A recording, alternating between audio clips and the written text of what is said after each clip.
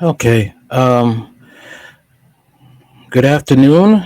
Blessings in the name of the Lord Jesus Christ.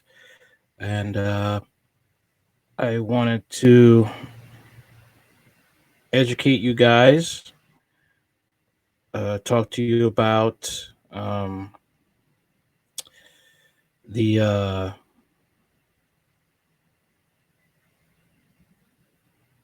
basically the story about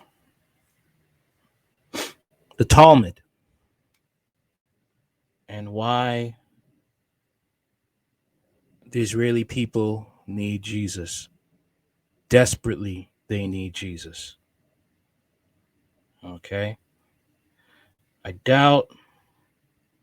Um, I doubt most Christians know about the Talmud. I doubt most Christians even heard of the Talmud. But this will be, I guess, the first time for many to hear about it. And me going through it and understanding things. Because the mainstream church really doesn't talk about it much. And there's a reason for that. Okay. That if I was to bring that up, I'll try, because this is going to be a really sensitive topic. And many people may get offended, but this is the risk we take, right? Sharing the faith, learning more, getting deeper in Jesus. The deeper you get into Jesus, the more dangerous the Christian life gets to be. That's just the way it goes, Those are the breaks, man. Ain't nothing in life for free, especially when you live in a holy life. Ain't nothing in this life free. If you want to go the right way, especially in Jesus, there's a price to pay. You ain't paying with money, but you're paying with your life. That's just how it is. Okay, let's do it. Hello, I'm Ted Pike. Every year, thousands of pilgrims come to this place, Palestine, to discover their spiritual roots. Yet today, it is not just the religious. Mankind in general is turning its attention toward this land. Most of us realize that if World War III erupts, it could begin right here in a collision between Arab and Jew. What are the causes of this conflict between Arab and Jew? A conflict which never seems to go away. Before Zionist settlers came here around the turn of the century, this region was not particularly known for strife. Yet since then, it has known little but strife. Is there something within Judaism itself which acts as an abrasive on this land? To answer that question, we don't need to make another pilgrimage to Palestine. We don't need to visit historic sites or Jewish shrines. Instead, since Judaism is very much a religion of its literature, we need to go where its most sacred teachings are preserved. We need to go to a synagogue, in particular, the library of a synagogue.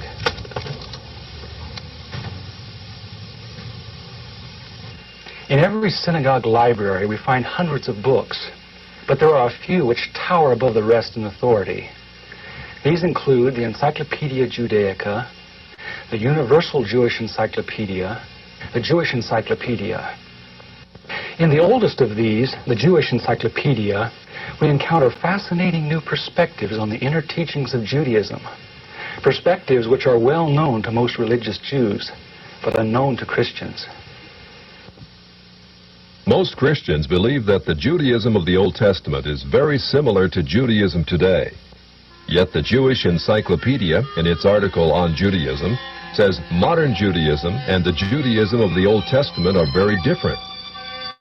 It says that after Nebuchadnezzar conquered Judah in the 6th century BC and led the Jews to distant Babylon, the Jews were faced with challenges to their faith they had never before experienced.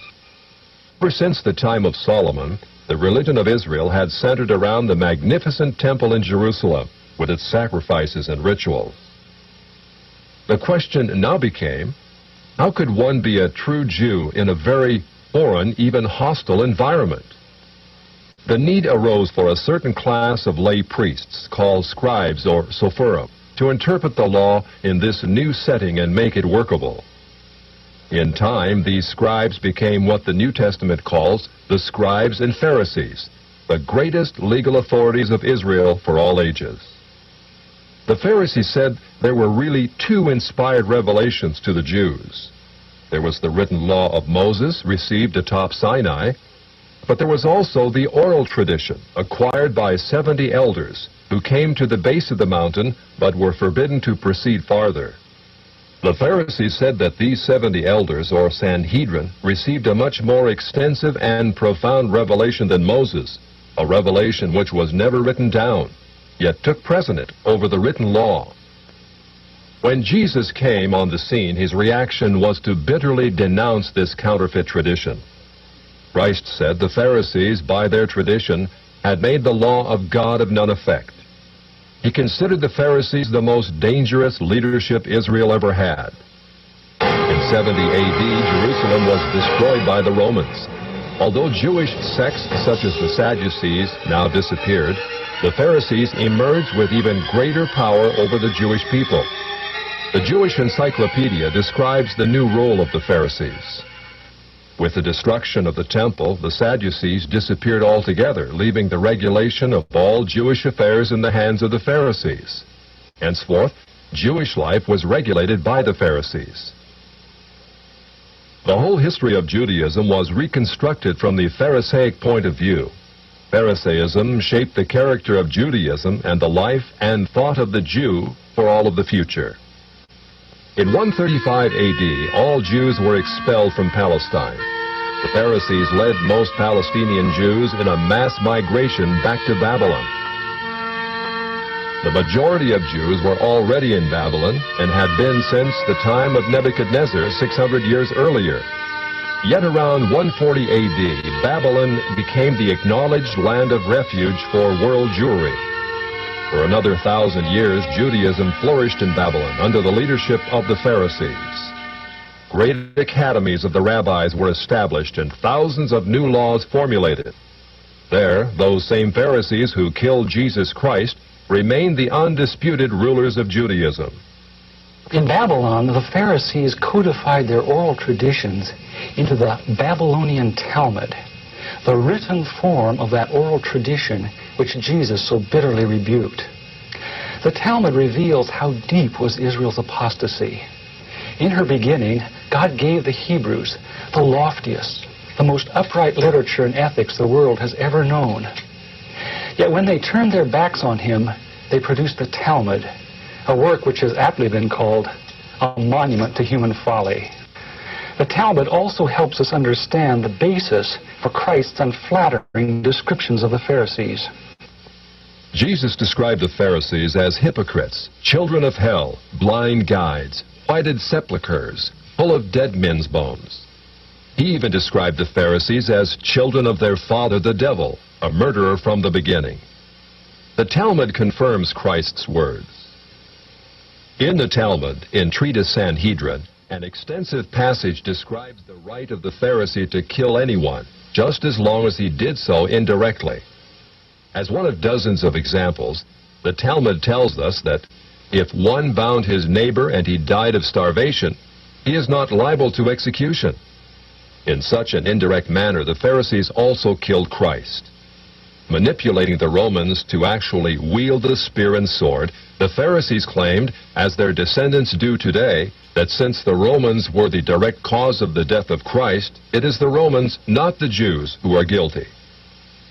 Christ also called the Pharisees adulterers, an adulterous generation. The Talmud provides generous loopholes for adultery. It says the penalty for adultery does not include sex with a minor, the wife of a minor, or the wife of a heathen. The Talmud also encourages seduction of unwed. Unlike the Torah, basically you did adultery, it was death. All right. The Talmud just gives you a free rein to be an immoral pervert. We also know in Israel, a lot of rabbis who have committed pedophilia, they escape to Israel every year. A lot of them. And that's how they get away with it. due to the Talmud, and Israel takes them in because Israel the Israeli government subscribes to the Talmud. Okay, and it's such a bad problem, and even people have spoken out within the Israeli government that they got to stop doing that, taking in rabbis that rape kids. I remember years ago in New York, there was a big scandal about a rabbi that molested children within his synagogue, and he escaped to Israel. Adolescent girls called designated bondmaids. But it's important how such rapes are performed. With the designated bondmaid, one is guilty only in the case of natural connection, but not in the case of perverse connection. The Pharisees reasoned that rape in a perverted manner is outside the jurisdiction of the law. Normal rape, however, was punishable. In Babylon, sexual perversion of every kind had been a way of life for millenniums. The Pharisees were deeply influenced by such practices. In 3 of the major treatises of the Talmud are found extensive passages which give legal endorsement to seduce and marry 3-year-old baby girls. In fact, many of the greatest rabbis of the Talmud, including Simeon ben Yochai, upheld this privilege. Today in Israel, thousands of Jews go to Meron every year to venerate the memory of Simeon ben Yochai, one of the most respected rabbis in the history of Judaism. In one of dozens of endorsements of child sex, Simeon ben Yochai said, "A proselyte under the age of 3 years and a day is permitted to marry a priest." Agreeing with ben Yochai, the great Rabbah said, "When a grown-up man has intercourse with a little girl, it is nothing. Or when the girl is less than this, 3 years and a day, it is as if one put the finger into the eye." The footnote to this passage says, "As tears come to the eye again and again, so does virginity come back to the little girl under 3 years." The same section confirms that sexual activity with small boys is in the same category. The intercourse of a small boy is not regarded as a sexual act. In addition to adulterers, Christ, in the story of the Good Samaritan, portrayed the Pharisees as racial bigots, too self-righteous to respond to the suffering of one who was not a Jew. It is true, because of the wickedness of the Canaanites, which included sodomy and infant sacrifice, Israel had been commanded by God to be harsh in her treatment of the inhabitants of the land. God made it clear that the Canaanites were not simply to be avoided, but destroyed. By the time of the New Testament, this method of preserving God's kingdom by separation and the sword had become obsolete. God no longer made a racial difference between men. But the Pharisees were unfazed by God's new agenda. The Talmud was finally written down nearly 5 centuries after Christ, yet its critical, even homicidal attitudes toward Gentiles might have been lifted out of the book of Joshua. However, the quickest way to grasp the Talmudic view of Gentiles is not directly from the Talmud, but from the Jewish encyclopedias. If we quote an isolated opinion from the Talmud, a rabbi may quickly object, saying, "But that is not the overall opinion of the Talmud. That is not the definitive view." What the Jewish encyclopedia provides us is a definitive overview of perhaps hundreds of rabbinic statements on any subject, giving us accurate summaries of what the Talmud generally teaches. In its article on Gentiles, the Jewish Encyclopedia begins to define what makes a Jew so different from a Gentile. According to the rabbis, only Israelites are men. Gentiles they classed not as men, but as barbarians. Since Gentiles are not men in the fullest sense, so the Gentile is not a neighbor of a Jew. Further, since Gentile laws were too crude to admit of reciprocity, meaning too crude to be taken seriously, the Gentile was forever beneath the Jew. Gentiles were outlawed by God from the beginning, and thus had no property rights. The Almighty offered the Torah to the Gentile nations also, but since they refused to accept it, he withdrew his shining legal protection from them and transferred their property rights to Israel, who observed his law. Since the Talmud outlawed the child, or issue of a Gentile, as that of a beast, A Gentile had as little legal rights in a Jewish court as did an animal. The Talmud states that if a Gentile sue an Israelite, the verdict is for the defendant, the Israelite. Conversely, if the Israelite is the plaintiff, he obtains full damages. Because the Talmud conspires against Gentiles, if a Jew was ever caught telling a Gentile what the Talmud really says, such a person deserves death. So vile was the nature of a Gentile that the great Simeon ben Yohai said, "The best among the Gentiles deserves to be killed. The best of snakes ought to have its head crushed." Jews, however, are exalted beings in the Talmud, worthy of praise. Christ described the Pharisee who blessed himself, saying, "I thank thee, Lord, that I am not as other men." An eminent Talmudic rabbi says the same. "Blessed be thou, who hast not made me a Goy, or Gentile." There is a special antagonism between the Talmud and Jesus. The Talmud attacks him everywhere it can, even his mother. Mary, the Talmud says, was a whore who mated with carpenters. She who was the descendant of princes and governors played the harlot with carpenters. And this is the Israel. This is the country that many mainstream Christians give money to every year, but they're too afraid to call out the sin of the Israeli government, the Israeli people, calling them to repent, to turn to Jesus. All right?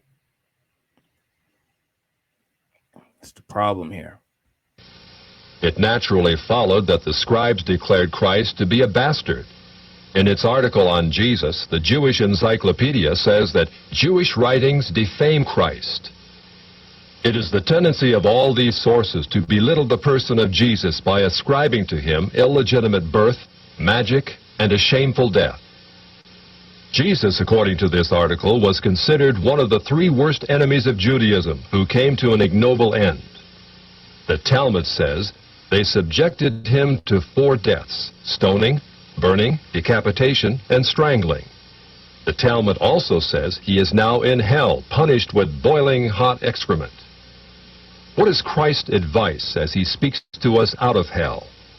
The Jewish Encyclopedia quotes Jesus as telling us above all to bless the Jews. He says, "Further their well-being. Do nothing to their detriment. Whoever touches them touches even the apple of his eye." Christians, as followers of the false prophet Jesus, also deserve death. The Jewish Encyclopedia again recaps the Talmud's position. A Gentile observing the Sabbath deserves death. It says the Talmud's hatred was probably directed against the Christian Jews. These Judeo-Christians, evasively called min, minute, or minim, were considered by the rabbis to be the most dangerous form of heretics of ancient times. The New Testament Gospels were writings which the rabbis considered more dangerous to the unity of Judaism than those of the pagans. A Talmudic rabbi said, "The writings of Christians deserve to be burned, for paganism is less dangerous than minute or Christianity." The Jewish Encyclopedia, in its article on men, continues to illustrate the Talmudic hatred of Christianity. Again, we must remember, minim usually indicates the Judeo-Christians. It was forbidden to partake of meat, bread, or wine with the Christian.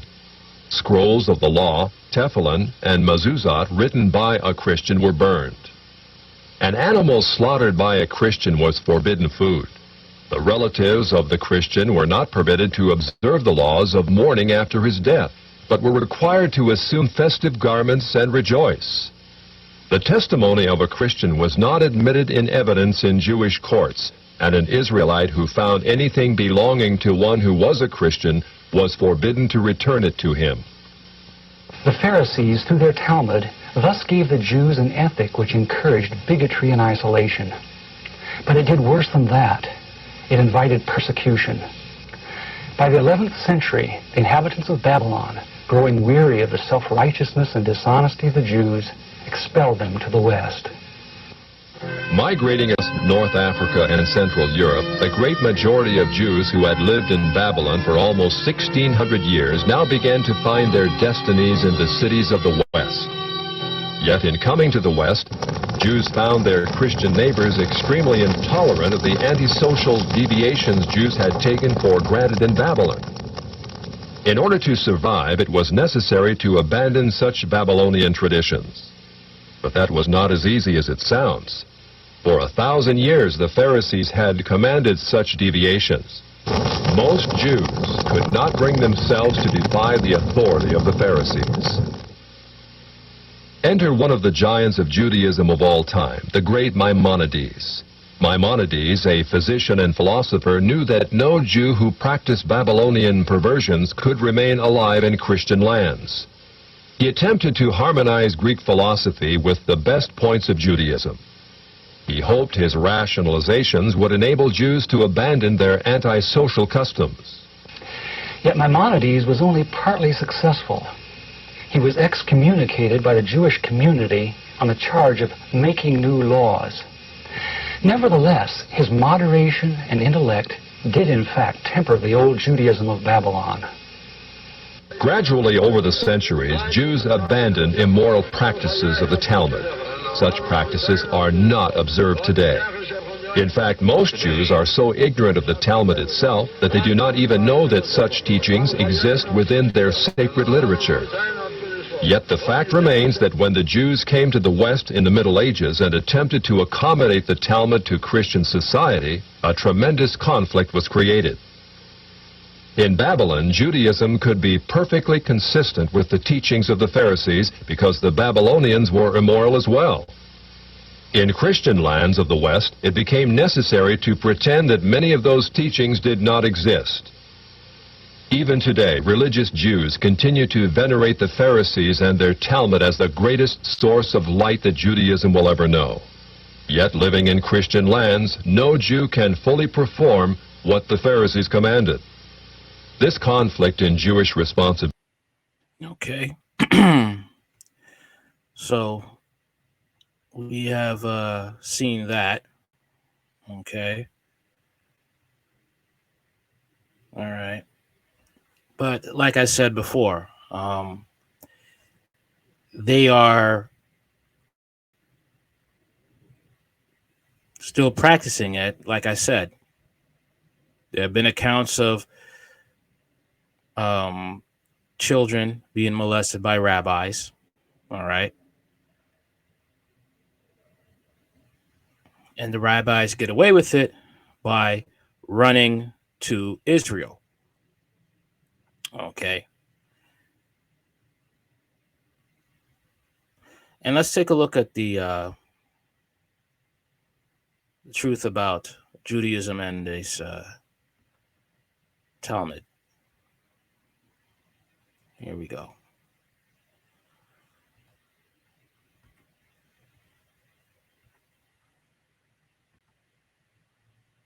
All right.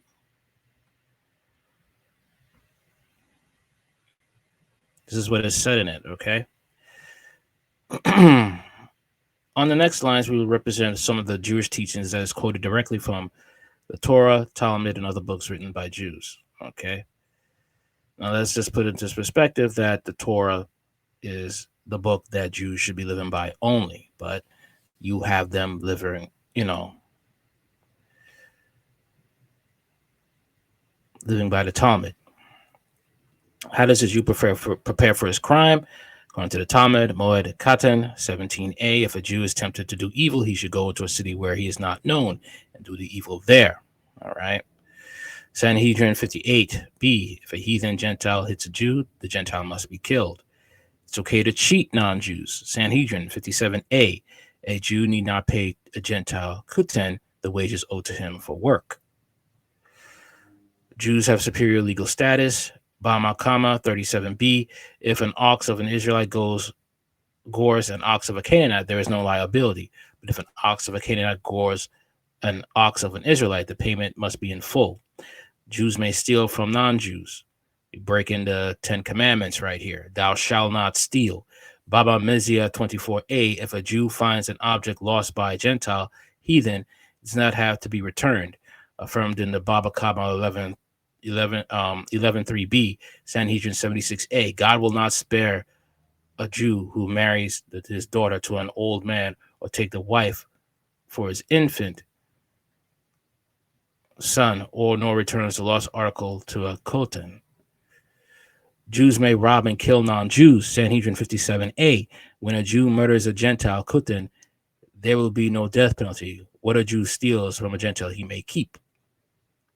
Okay, and you could definitely say that with this type of mindset, they could say they're okay with taking over Palestine and kicking out the Palestinians out of their homes and taking it, because to them, since they're non-Jew, you could do whatever they want to their property and them.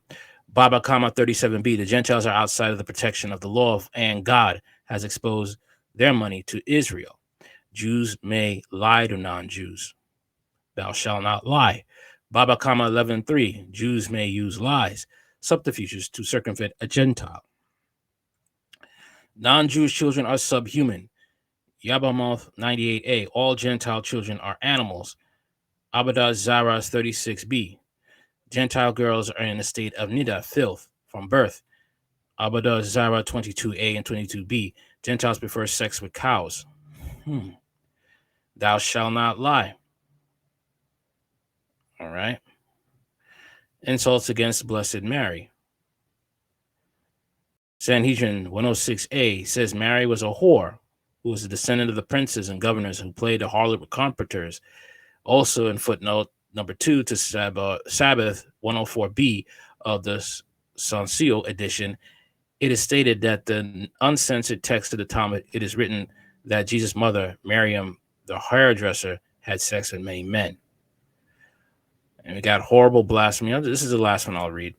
Horrible blasphemy against Jesus Christ. Gittin 57a, Jesus is boiling at hot excrement. Sanhedrin 43a, Jesus deserves execution. On the eve of Passover, Yeshu, Jesus, was hanged.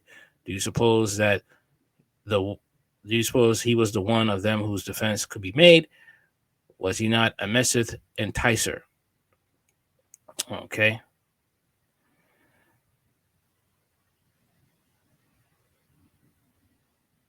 And here's another one right here. Sick and insane teachings of the Talmud. Yevamos 63a states that Adam had sexual intercourse with all the animals in the Garden of Eden. Here's another one. Yabamoth 63a declares the agriculture is the lowest of occupations. This is crazy. Without agriculture, you can't feed a country. You can't feed a nation. Agriculture is very important. Sanhedrin 55b, a Jew may marry a 3-year-old girl, specifically 3 years and a day old. Sanhedrin 54b, a Jew may have sex with a child as long as the child is less than 9 years old. Seems they took it out of the Quran with Muhammad. Muhammad's first wife was 9. Kibbutz 11b, when a grown-up man has intercourse with a little girl, it is nothing. Yabahoth 59b, a woman who has intercourse with a beast is eligible to marry a Jewish priest. A woman who has sex with a demon is also eligible to marry a Jewish priest. Wow. And this is what's in the Talmud, folks. All right. This is what's in the Talmud. This is the craziness that's in here. And I'll show you something else that you probably didn't know about why they were at first, going to say that you can't witness to people in Israel anymore. But President Netanyahu, Benjamin Netanyahu, has said that's not going to happen. This is why. This is Tel Aviv.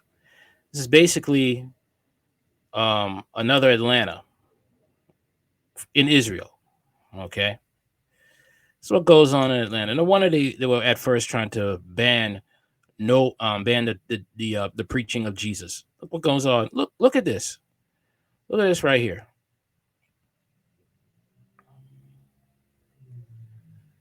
Okay.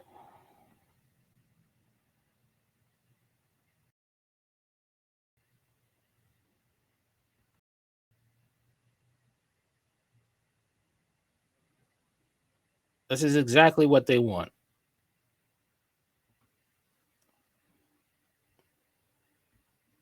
You cannot tell me that with all this going on, you probably don't have kids sex trafficking there in Israel, child molestation, probably sweeping it under the rug, as it's done in the United States with same-sex foster couples. Okay? This is what goes on. The madness, the absolute madness. Okay? Basically, straight out of the Talmud.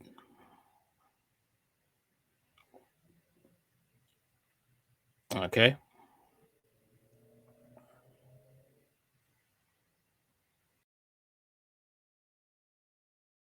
This has been going on for 45 years in Tel Aviv.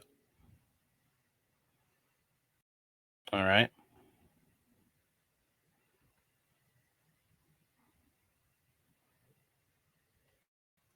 This type of stuff. All right. Well, we see a need why we must pray for the Jewish people. Hope you are blessed with this knowledge. Peace and God bless. Like, share, comment, and subscribe. Later.